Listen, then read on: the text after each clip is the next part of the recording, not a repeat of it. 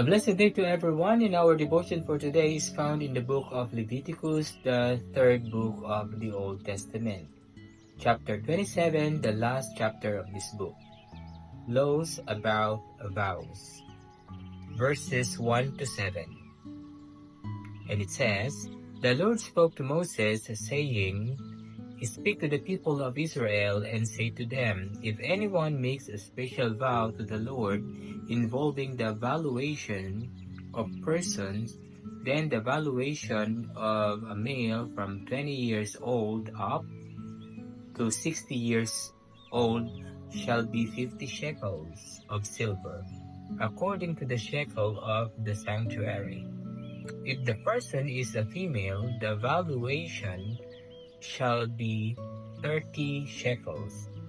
If the person is from 5 years old up to 20 years old, the valuation shall be for a male 20 shekels and for a female 10 shekels.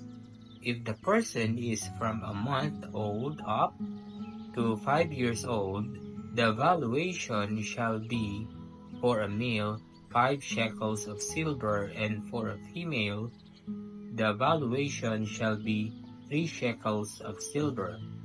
And if the person is 60 years old or over, then the valuation for a male shall be 15 shekels, and for a female 10 shekels. This is the word of the Lord. Amen. Good morning, everyone. My devotion for today is from Leviticus chapter 27, verse 8 to 14. If anyone making the vow is too poor to pay the specified amount, the person being dedicated is to be presented to the priest, who will set the value according to what the one making the vow can afford. If what they vowed is an animal, that is acceptable as an offering to the Lord, such as an animal given to the Lord becomes holy. They must not exchange it or substitute a good one for a bad one, or a bad one for a good one. If they should substitute one animal for another, both it and the substitute becomes holy. If what they vowed is a ceremonially unclean animal, one that is not acceptable as an offering to the Lord, the animal must be presented to the priest, who will judge its qualities as good or bad. Whatever value the priest then sets, that is what it will be. If the owner wishes to redeem the animal, a fifth must be added to its value. If anyone dedicates their house as something holy to the Lord, the priest will judge its quality as good or bad. Whatever the value the priest then sets, so it will remain. The word of the God. Amen. Good day, everyone. Our devotion for today is from the book of Leviticus, chapter 27, verse 15 to 21. Redeeming what is the Lord's. If the man who dedicates his house redeems it, he must add a fifth to its value, and the house will again become his. If a man dedicates to the Lord parts of his family land, its value to be set according to the amount of seed required for it. 50 shekels of silver to a homer or barley seed.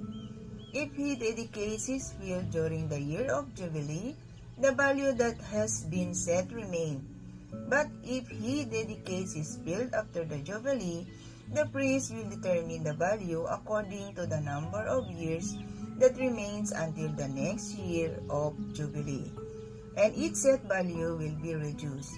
If the man who dedicates the field wishes to redeem it, he must add a fifth to its value, and the field will again become his. If, however, he does not redeem the field, or if he has sold to it someone else, it can never be redeemed. When the field is released in the Jubilee, it will become holy, like a field devoted to the Lord. it will become the property of the priest. Amen. A blessed day, everyone. Praise God. We are at the last chapter from the book of Leviticus, chapter 27, laws about vows. I'll be reading from verse 22 to 28, and here is the scriptures. If he dedicates to the Lord a field that he has bought, which is not a part of his possession, then the priest shall calculate the amount of the valuation for it up to the years of Jubilee. And the man shall give the valuation on that day as a holy gift to the Lord. In the year of Jubilee, the field shall return to him from whom it was bought, to whom the land belongs as a possession. Every valuation shall be according to the shekel of the sanctuary.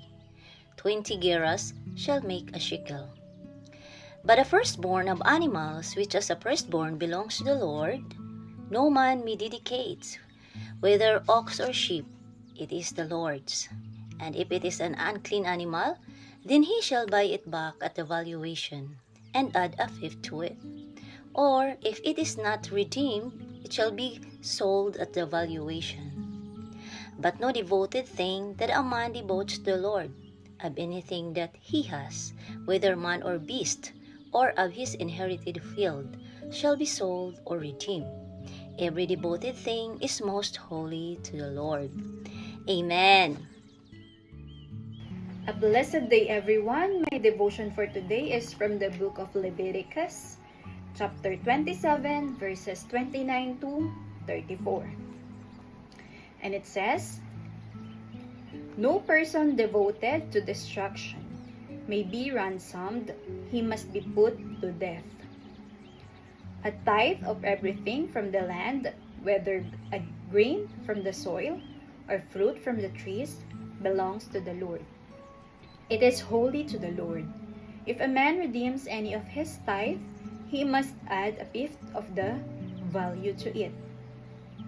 The entire tithe of the herd and the flock, every 10th animal that passes under the shepherd's rod, will be holy to the Lord. He must not pick out the good from the bad or make any substitution. If he does make a substitution, both an animal's and its substitute become holy and cannot be redeemed." These are the commands the Lord gave Moses on Mount Sinai for the Israelites. This is the word of the Lord. Amen.